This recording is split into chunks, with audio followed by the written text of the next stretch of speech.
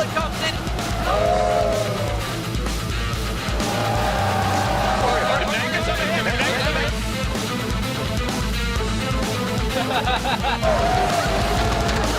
Look at the pop coming out from Genji, just destroying the opponents.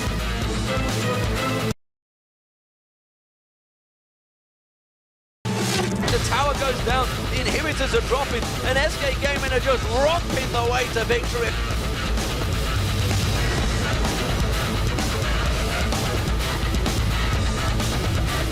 I'm going to see them going in, and there is the steal. Yankov picks up the Baron. Reckless is going to fall. That's 2 kills coming down.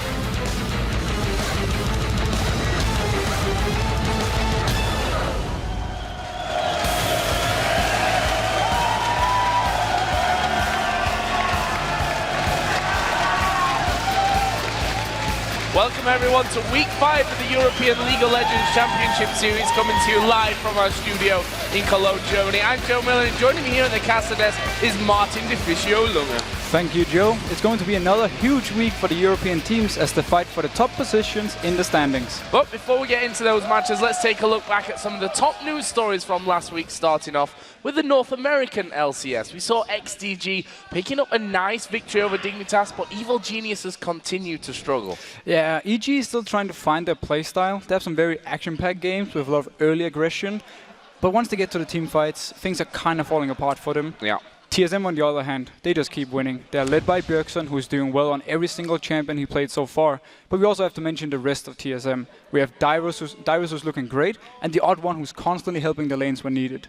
And that, of course, puts them at the top of the standings in North America with a 9-for-1 record. Pretty formidable, but hot on their heels is Cloud9, who are only 1 game behind. And over here in Europe, literally everyone is beating everyone. And Super Hot Crew, they are probably the best example for this. Last week in day 1, they lost to Millennium, who's the last team in the EU LCS. On day 2, they completely destroyed Gambit on 26 minutes and 3 seconds. That is the fastest win we've had in the LCS so far. Incredible when you think back to that win as well. And we also have some interesting stats regarding the AD carries. There's been a lot of talk about them not being as impactful as they were previously. Yeah, and those statistics, they point in a very different way, because we have 6 out of 8 teams currently led by the AD carry in KDA. 2 AD carries, Reckless and Genja, lead the entire EU LCS in total KDA, and both of them together with Celavar lead the league in gold per minute. And we also have we have to touch on the fall of Fnatic while we're on the topic of Reckless here, because they started with 7 wins in a row, but have since lost 3 on the bounce. So my question to you is, what is wrong with Fnatic right now? Fnatic are simply playing too passive in the lanes at the moment. They need to either find a way to survive the passive laning phase without falling behind, or change up the playstyle. The team fights and rotation are still top-notch from Fnatic, but the rest, it's not there. But we have to remember, they have lost to Gambit, Rocket, and Alliance who played like a perfect game. So let's not panic too much yet. No panicking just yet, because it is only 3 losses against 3 of the top teams around, that's for sure. So let's take a look at where the teams are in the standings. Once again, everything is amazingly close, just like we like it here in Europe. First place is that 3-way tie with Rocket, Fnatic, and Gambit all on 7 wins and 3 losses. And they're followed by 4-way tie for 4th between Alliance, Copenhagen Wolves, SK Gaming, and Super Hot Crew, who are all 4 for 6. And competing in the last spot of the table, we have Millennium with 3 wins and 7 losses. And that brings us to this week's action, so let's have a look at today's matches. We start off the day with another round in the El Clasico matchup as SK Gaming face off against Fnatic, and we'll follow that with the Copenhagen Wolves and the Super Hot Crew looking to get the better of each other and move out of the bottom half of the table. Then Rocket will try to hold on to their first place as they take on Alliance. And our 4th game of the day will be Gambit taking on Millennium, that really needs to get some points on the board. And after those LCS games, the European Challenger Series has a best-of-3 battle for 3rd place as Tick, Trick and Duck take on Meet Your Makers. And then on Friday, we have the Challenger Series final coming to a head as Ninjas in Pyjamas face off against Cloud9 Eclipse, live on our stage right here in Cologne.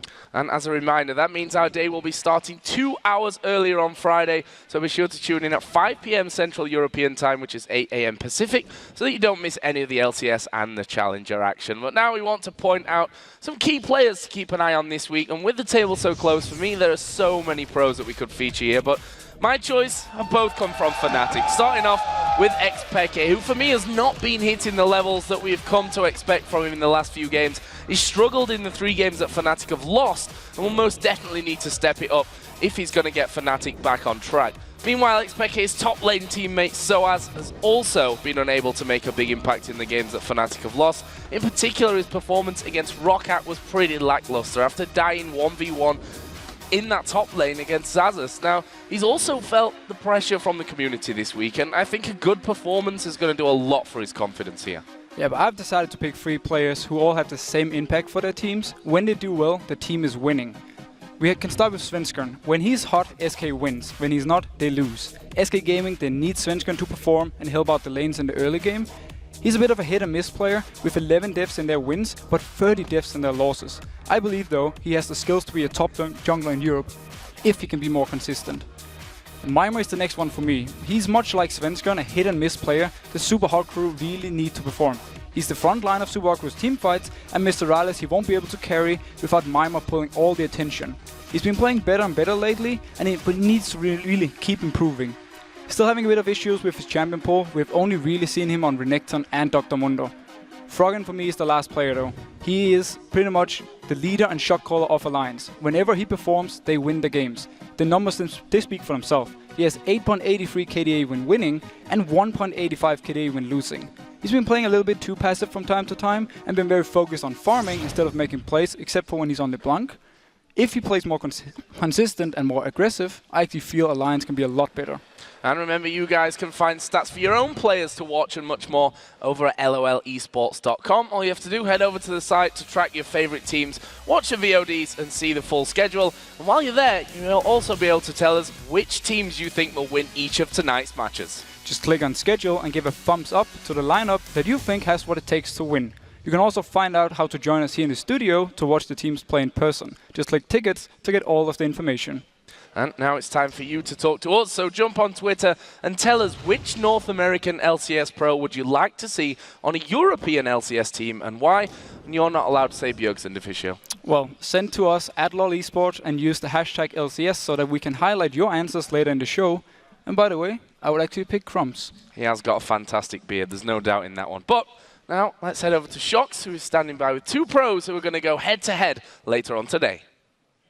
Hello, fellow summoners. I'm Evie Shock supporter, joined here by Young Buck from the Copenhagen Wolves and Super Hot Crew's Meimer. Welcome to the table, gentlemen. I'd like to start off by asking you guys about last week's performance for you guys personally. Copenhagen Wolves going 1-1, loss versus Gambit, win versus SK. What did you take from those games? Well, the first day we faced Gambit and they just showed why they are the Russian overlords. They just outplayed us completely and deserved to win there. On the second day, we tried to break our losing spree, against SK, and we managed to have a very slow-paced game, but very calculated, and we won it. Yeah, and then you guys, Meimer, he's calling them the Russian overlords, but you just swept the floor with them. Can you tell me about that performance of you? Yeah, we did really good.